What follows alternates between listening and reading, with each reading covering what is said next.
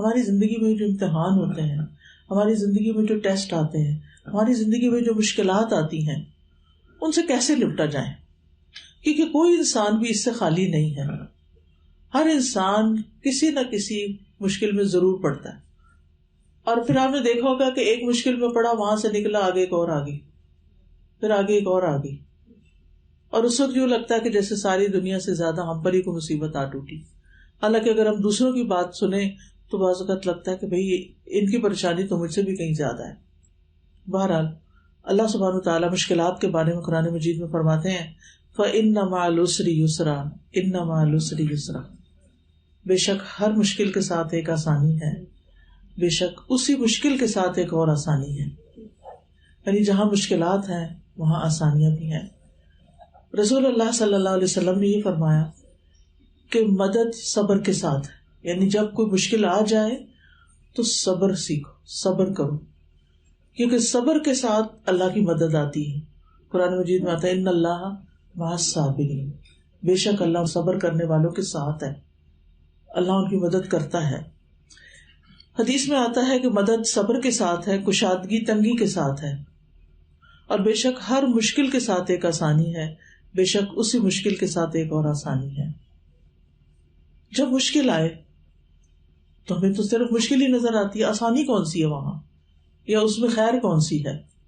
تو پہلی بات تو ہمیں یہ یاد رکھنی چاہیے کہ انسان کو کوئی بھی جو تکلیف آتی ہے اس کی وجہ سے اس کے درجات میں بلندی ہوتی ہے.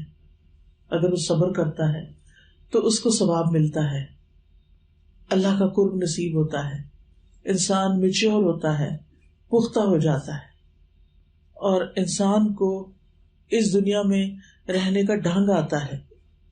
آپ نے دیکھا ہوگا کہ جو بچے، جو لوگ مشکلات سے نکلتے ہیں اور محنت کر کے آگے بڑھتے ہیں ان کی بات ہی کچھ اور ہوتی ہے، اور جن بچوں کو سونے کا نوالا ملتا ہے عام طور پر وہ بڑے ہو کر پھر نکمے ہی ثابت ہوتے ہیں.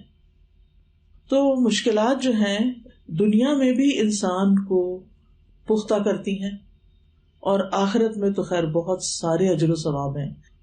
نبی صلی اللہ علیہ وسلم نے فرمایا مسلمان جب بھی کسی پریشانی، بیماری، رنج و ملال، تکلیف اور غم میں مبتلا ہو جاتا ہے، یہاں تک کہ اگر اسے کوئی کانٹا بھی چبھ جائے تو اللہ تعالیٰ اس کو بھی اس کے گناہوں کا کفارہ بنا دیتے ہیں. یعنی ایک کانٹا بھی اگر چبھتا ہے تو اس سے بھی اس کو اجر ملتا ہے اور اس کے گناہ معاف ہو جاتے ہیں.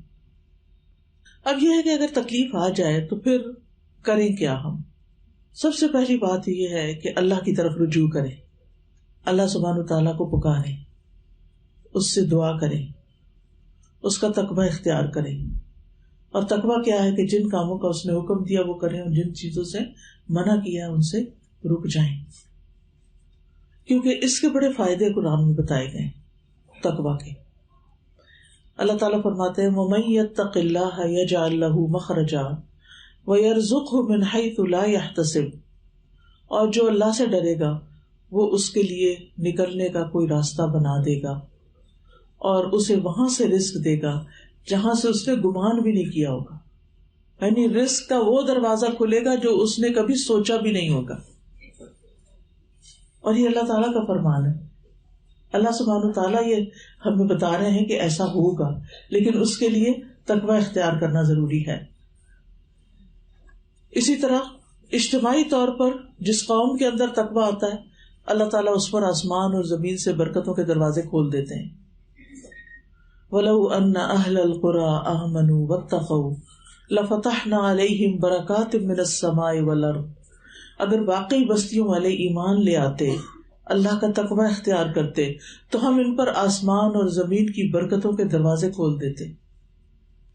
آج آپ دیکھیں کہ ہمارا ملک جو ہے وہ کافی پریشانی کا شکار ہے، لوگ کافی مشکلات میں گھرے ہوئے ہیں، اور کسی کو بھی سمجھ نہیں آتا کہ ہم کیا کریں، کس طرف جائیں. ایسے میں صرف مشکلات کا تذکرہ کرتے رہنے سے مشکلات نہیں حل ہوتی. مشکلات میں قومی طور پر، اجتماعی طور پر سب کو مل کر اللہ کی طرف رجوع کرنے کی ضرورت ہے. اللہ تعالیٰ سے اپنے گناہوں کی معافی مانگنے کی ضرورت ہے، اللہ کو راضی کرنے کی ضرورت ہے. جو مظلوم و محروم طبقات ہیں ان کا خیال رکھنے کی ضرورت ہے. پھر اسی طرح دوسری چیز اللہ سے دعا کرنا، اللہ سبحانہ و تعالیٰ کے آگے گڑ گڑانا، نماز پڑھنا، اور خاص طور پر رات کی نماز یعنی تہجد. تہجد جو ہے وہ دعاؤں کی قبولیت کا وقت ہوتا ہے، اور اس وقت جو مانگا جاتا ہے وہ قبول ہوتا ہے. نبی صلی اللہ علیہ وسلم نے فرمایا آدھی رات کو آسمان کے دروازے کھول دیے جاتے ہیں اور ایک پکارنے والا پکارتا ہے کوئی دعا کرنے والا کہ اس کی دعا قبول کی جائے، ہے کوئی مانگنے والا کہ اسے دیا جائے، ہے کوئی مصیبت زدہ کہ اس کی مصیبت اس سے دور کر دی جائے. پھر جو مسلمان اس وقت دعا کرتا ہے یعنی آدھی رات کے بعد، تو اللہ عز و جل اس کی دعا کو قبول کرتے ہیں، سوائے زانیہ عورت کے جو اپنی شرمگاہ کے ذریعے کمائی کرتی ہے، یعنی زنا کے ذریعے کمائی کرتی ہے، اس کی پکار نہیں قبول ہوتی. پھر اسی طرح دوسروں کی مصیبت دور کرنا، یعنی اگر انسان کے اوپر کوئی تکلیف آئی ہے تو وہ بیٹھا نہ رہے، غم نہ مناتا رہے، ڈپریشن میں نہ جائے، بلکہ اٹھ کے باہر نکلے، دیکھے اور کس حال میں ہے، ہسپتال کا وزٹ کر لے، جا کے بیماروں کو دوائی لے کے دے، ان کے کسی آپریشن کا بندوبست کرے، ان کی کسی مشکل کو آسان کرے، غریبوں کی کسی بستی میں نکل جائے. آپ دیکھیں کہ مہاتما بدھ جو تھا وہ کیوں نکل آیا تھا اپنے سارے عیش و عشرت سے، آرام سے. جب وہ دیکھتا تھا دوسروں کو تکلیف میں تو وہ آرام سے نہیں بیٹھ سکا، اس نے ساری نعمتیں چھوڑ دی اپنی، کیونکہ اس کو سکون نہیں تھا. اس میں سکون ملتا ہے جب انسان دوسروں کی خدمت کرتا ہے، دوسروں کی مدد کرتا ہے، چاہے اپنے مال سے کرے، چاہے اپنے وقت سے کرے، چاہے اپنی کسی صلاحیت سے کرے. جو آپ کو آتا ہے آپ اوروں کو سکھا دیں، جو لوگوں کے پاس نہیں ہے ان تک پہنچا دیں. ہو سکتا ہے کسی کو راشن کی ضرورت ہو، کسی کو کپڑے کی ضرورت ہو، کسی کو دوائی کی ضرورت ہو، کوئی پتہ نہیں کہاں تڑپتا محتاج بیٹھا ہو، اور ہم اپنے گھر میں بیٹھے صرف غم کر رہے ہیں، دکھ کر رہے ہیں، پریشانی کر رہے ہیں کہ ہماری مشکل آسان نہیں ہو رہی. تو اس لیے بہت ضروری ہے کہ اگر ہم چاہتے ہیں کہ ہماری مصیبت دور ہو، ہماری تکلیف دور ہو، تو پھر ہمیں مصیبت زدہ لوگوں کی تکلیفیں دور کرنی چاہیے. نبی صلی اللہ علیہ وسلم نے فرمایا جو شخص کسی مسلمان کی دنیاوی تکلیفوں میں سے کوئی تکلیف دور کرے گا تو اللہ قیامت کی تکلیفوں میں سے اس کی کوئی تکلیف دور کر دے گا. نہ صرف یہ کہ دنیا میں آسانی ہوگی بلکہ آخرت میں بھی. ایک اور حدیث میں آتا ہے، بخاری کی حدیث ہے، نبی صلی اللہ علیہ وسلم نے فرمایا ایک مسلمان دوسرے مسلمان کا بھائی ہے، اس پہ ظلم نہ کرے اور اس پہ ظلم ہونے بھی نہ دے، خود بھی نہ کرے اور کسی اور کو بھی نہ کرنے دے. جو شخص اپنے بھائی کی ضرورت پوری کرنے میں لگا ہوتا ہے اللہ اس کی ضرورت پوری کرنے میں لگ جاتا ہے.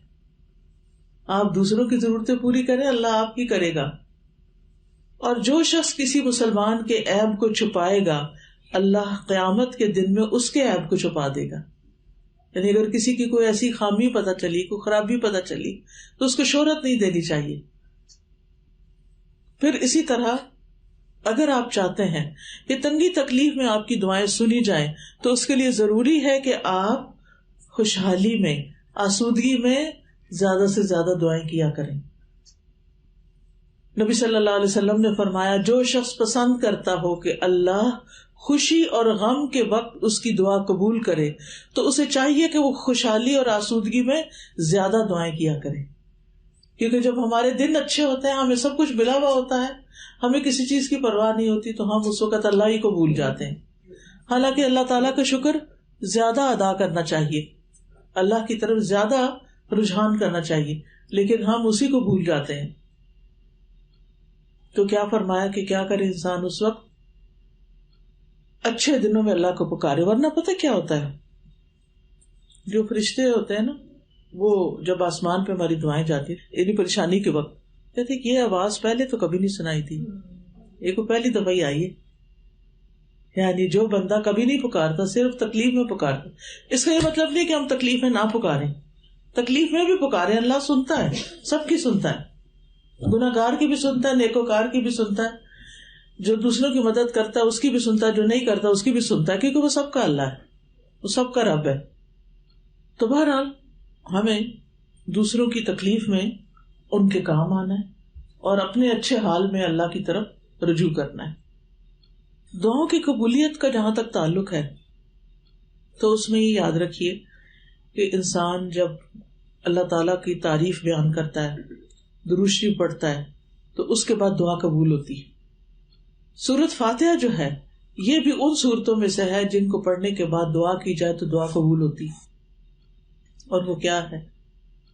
الحمد للہ رب العالمین الرحمن الرحیم مالک یوم الدین ایاک نعبد و ایاک نستعین اہدنا الصراط المستقیم صراط الذین انعمت علیہم غیر المغضوب علیہم ولا الضالین. ابو ہریرہ سے روایت ہے رسول اللہ صلی اللہ علیہ وسلم نے ابی ابن کعب ایک صحابی ہیں ان سے فرمایا کیا تمہیں پسند ہے کہ میں تمہیں ایسی سورت سکھاؤں جیسی نہ تورات میں نازل ہوئی ہے، نہ انجیل میں، نہ زبور میں اور نہ فرقان میں؟ انہوں نے کہا اللہ کے رسول ضرور سکھائیے. رسول اللہ صلی اللہ علیہ وسلم نے فرمایا نماز میں تم کیا پڑھتے ہو؟ انہوں نے کہا ام القرآن یعنی سورۃ الفاتحہ پڑھتا ہوں. آپ نے فرمایا قسم ہے اس ذات کی جس کے قبضے میں میری جان ہے، تورات، انجیل، زبور، حتیٰ کہ قرآن میں بھی اس جیسی کوئی سورت نازل نہیں ہوئی. یہی سبع مثانی 7 آیتیں ہیں، یہی وہ قرآن عظیم ہے جو مجھے عطا کیا گیا ہے. ایک اور روایت میں آتا ہے کہ ایک دفعہ نبی صلی اللہ علیہ وسلم صحابہ کے ساتھ بیٹھے ہوئے تھے کہ آسمان کا ایک دروازہ کھلا اور ایک فرشتہ اترا. جبریل علیہ السلام نے آپ کو بتایا کہ آج آسمان کا وہ دروازہ کھلا ہے جو اس سے پہلے نہیں کھلا تھا، اور آج وہ چیز نازل ہوئی ہے جو اس سے پہلے نازل نہیں ہوئی، یعنی سورۃ فاتحہ اور ساتھ سورۃ البقرہ کی آخری آیتیں. جو شخص ان کو پڑھ کے کوئی دعا کرے گا اس کی دعا قبول ہوگی. لہذا اپنی دعاؤں میں یہ دونوں چیزیں شامل کر لینی چاہیے. یہ رقیہ بھی ہے.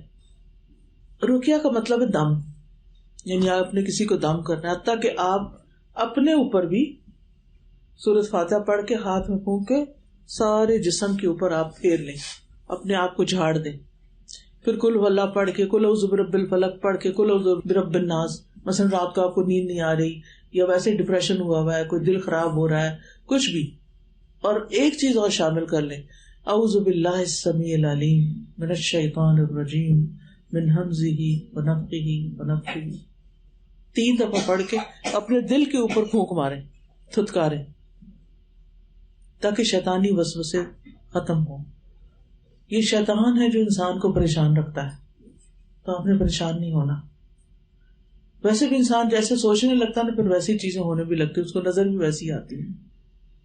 دوسری دعا جو بہت فائدہ دیتی ہے غم میں، رنج میں، تکلیف میں، دکھ میں، پریشانی میں، مشکلات میں. کچھ لوگوں کو ہوتا ہے نا کہ جو کام کرنے لگتے اس میں اٹکا ہوا جاتا ہے، کام ہی نہیں ہوتا، ہر چیز میں پریشانی آ جاتی ہے. تو اس کے لیے بہت ہی خوبصورت دعا ہے، مختصر، اللہ اللہ ربی اللہ اللہ ربی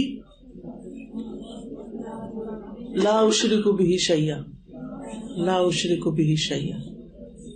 انسان زیادہ سے زیادہ اس دعا کو پڑھنا شروع کر دے.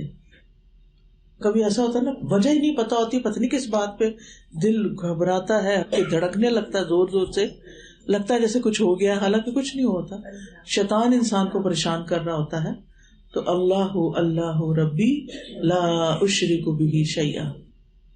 حضرت عائشہ سے مروی ہے کہ نبی صلی اللہ علیہ وسلم اپنے گھر والوں کو جمع کرتے اور ان کو کہتے کہ جب تم میں سے کسی کو کوئی غم یا پریشانی پہنچے تو اسے چاہیے کہ وہ کہے اللہ اللہ ربی لا اشرک بہ شیئا. اسی طرح ایک اور روایت میں آتا ہے جس کو کوئی پریشانی ہو، غم ہو، کوئی بیماری ہو، سختی ہو، تکلیف ہو، وہ کیا کہے اللہ ربی لا شریک لہ اللہ ربی لا شریک لہ.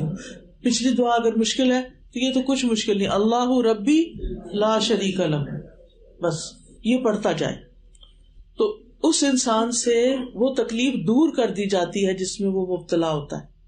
کبھی ایسا ہوتا ہے نا کہ آپ کے اندر بڑی گھبراہٹ پیدا ہو جاتی ہے، بچے کا کوئی خیال آ جاتا ہے، ایسے شیطان وسوسے ڈالتا ہے کہ وہ گھر سے باہر گیا ہوا ہے، پتہ نہیں اکیلا رہتا ہے، پتہ نہیں کیا ہو جائے گا اس کو، طرح طرح کی شیطان پریشانیاں آپ کے دل میں ڈالتا رہتا ہے.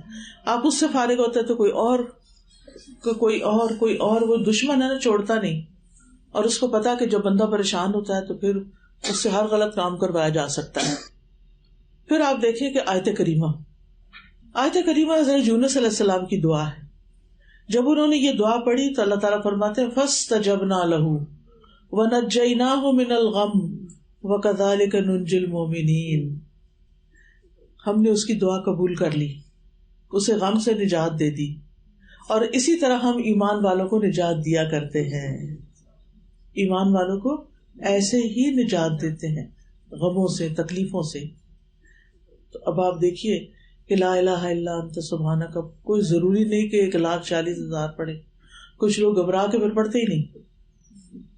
قرآن میں حدیث میں کہیں بھی نہیں آیا کہ آپ 1,00,000 پڑھیں یا 1,00,000 پڑھیں. جتنا آپ پڑھ سکتے ہیں پڑھیں، لیکن دل سے پڑھیں. لا الہ الا انت سبحانک انی کنت من الظالمین. پھر اسی طرح یہ کلمات دکھ دور کرنے والے بھی ہیں. دکھ ہو رہا ہے نا، ڈسٹرب ہے آپ، دل پریشان ہے. رسول اللہ صلی اللہ علیہ وسلم نے فرمایا کیا میں تمہیں ایسی چیز نہ بتا دوں کہ جب تم میں سے کسی آدمی کو رنج و الم کی اور دنیا کی آزمائشوں میں سے کوئی آزمائش آئے، وہ اس دعا کو پڑھے تو اس کی تکلیف دور ہو جائے. آپ سے کہا گیا کیوں نہیں؟ آپ نے فرمایا وہ مچھلی والے کی دعا ہے، لا الہ الا انت سبحانک انی کنت من الظالمین. پھر اسی طرح حسبنا اللہ و نعم الوکیل نعم المولا و نعم النصیر. حسبنا اللہ و نعم الوکیل نعم المولا و نعم النصیر. مشکل وقت میں، تکلیف اور گھبراہٹ کے وقت میں اگر آپ اس کو پڑھیں گے تو آپ کا ایمان بڑھ جائے گا. اسی طرح بعض اوقات آپ کو اچانک خبر سنتے ہیں اور آپ کا دل گھبرا اٹھتا ہے کہ پتہ نہیں اب کیا ہو جائے گا، آپ نروس ہو جاتے ہیں. تو اس وقت حسبی اللہ لا الہ الا هو علیہ توکلت وہو رب العرش العظیم. صبح شام ویسے بھی اگر آپ پڑھیں نا 7 دفعہ، حدیث میں آتا ہے کہ یہ ساری مشکلوں کو کفایت کرتی ہے. جب حضرت ابراہیم علیہ السلام کو آگ میں ڈالا گیا تھا تو اس وقت انہوں نے یہی کلمات پڑھے تھے، حسبی اللہ، حسبنا اللہ و نعم الوکیل، اللہ کافی ہے. اسی طرح لا حول ولا قوت الا باللہ العلی العظیم. گھبراہٹ شروع ہو ادھر سے پڑھنا شروع کر دیں، لا حول ولا قوت الا باللہ العلی العظیم. یہ ایسا کلمہ ہے جو عرش کے نیچے جنت کے خزانے میں سے ہے. جب بندہ یہ پڑھتا ہے تو اللہ تعالیٰ فرماتا ہے میرے بندے نے سر تسلیم خم کر دیا، خود کو حوالے کر دیا، سپرد کر دیا. پھر اسی طرح کثرت سے استغفار جو ہے یہ بھی عذاب سے بچانے والا ہے. بیماریوں کا علاج بھی ہے استغفار، کیونکہ گناہ جو ہوتے ہیں نا وہ دل پہ بوجھ ڈالتے ہیں. وہ دل پریشان ہوتا ہے تو دل کا خون سارے جسم میں جاتا ہے، سارے جسم میں پریشانی پھیلتی ہے، بیماری لگ جاتی ہے انسان کو. تو اس لیے بہت ضروری ہے کہ انسان اللہ تعالیٰ کی طرف رجوع کرے اور اپنے گناہوں کی معافی مانگے. قتادہ کہتے ہیں یہ قرآن تمہیں تمہاری بیماری کا علاج بتاتا ہے. گناہ تمہاری بیماری ہے اور استغفار ان کا علاج ہے. امام ذہبی کہتے ہیں اللہ کے غضب کا علاج کثرت کے ساتھ سحری کے وقت استغفار کرنا اور سچی توبہ کرنا ہے. یعنی اگر آپ کے دل میں یہ ڈر لگتا ہے نا آپ کو کہ پتہ نہیں میرا رب مجھ سے ناراض ہی نہ ہو، میں نے کوئی بہت اچھے کام نہیں کیے. ہر انسان کو ہوتا ہے نا کہ اللہ تعالیٰ تو اتنا بڑا ہے اور میری کوششیں کیا ہیں جو اس کے لیے میں کر رہی ہوں، کچھ بھی نہیں. تو اگر ایسی چیز دل میں آ رہی ہو تو اس وقت انسان سچی توبہ کرے اللہ سے اور سحری کے وقت استغفار کرے اور اپنی ساری حاجتیں اور مناجات جو ہیں وہ اللہ تعالیٰ سے ہی کرے. 7ویں چیز ہے نبی صلی اللہ علیہ وسلم پر جب کوئی تکلیف آتی تھی تو یہ کلمات پڑھتے تھے، لا الہ الا اللہ العظیم الحلیم، لا الہ الا اللہ رب العرش العظیم، لا الہ الا اللہ رب السماوات و رب الارض و رب العرش الکریم. تو یہ دعا جو ہے یہ بھی بہت زبردست ہے. نبی صلی اللہ علیہ وسلم پریشانی کے وقت یہ پڑھا کرتے تھے. اگر کسی کو بھی ڈپریشن وغیرہ ہو تو آپ یہ پڑھ سکتے ہیں. پھر غم دور کرنے کی دعا ہے, اللہم انی اعوذ بک من الہم والحزن والعجز والکسل والجبن والبخل وغلبۃ الدین وقہر الرجال. اس میں ساری چیزیں آ گئی. اللہ میں پناہ مانگتا ہوں ہم اور غم, عاجزی, سستی, بخل, بزدلی, قرض داری اور ظالم کے اپنے اوپر غلبے سے, کہ اللہ ہماری زندگی سے یہ ساری چیزیں نکال دے. پھر اللہ تعالیٰ کی صفات ہے یا حی یا قیوم برحمتک استغیث, کیونکہ جو شخص یہ دعا پڑھتا ہے اللہ سبحانہ وتعالیٰ اس کی تکلیف دور کر دیتا ہے. پھر اسی طرح اللہم رحمتک ارجو فلا تکلنی الی نفسی طرفۃ عین واصلح لی شانی کلہ لا الہ الا انت. اور پھر جو بیمار ہو, قریب ہو, اس کو آپ خود بھی دم کریں. خواتین بھی کر سکتی ہیں, اس کے لیے کوئی بہت بڑا پڑھا لکھا ہونا ضروری نہیں ہوتا. چھوٹی موٹی بیماریاں جو ہوتی ہیں گھر میں, آپ اپنے بچوں کے اوپر ان کے ماتھے پہ ہاتھ رکھ کے سورۃ فاتحہ پڑھ سکتے ہیں. ان کے جسم پہ ہاتھ پھیرتے پھیرتے جھاڑ سکتے ہیں ان کو قل هو اللہ, قل اعوذ برب الفلق اور قل اعوذ برب الناس پڑھ کے. تو یہ چند چیزیں ہیں جو ہمیں مشکلات کے وقت اللہ کی طرف رجوع کرتے ہوئے سچے دل سے پڑھنی چاہیے. انشاءاللہ اللہ تعالیٰ اسی زندگی میں خوشیاں عطا کر دیتا ہے. وآخر دعوانا ان الحمد للہ رب العالمین.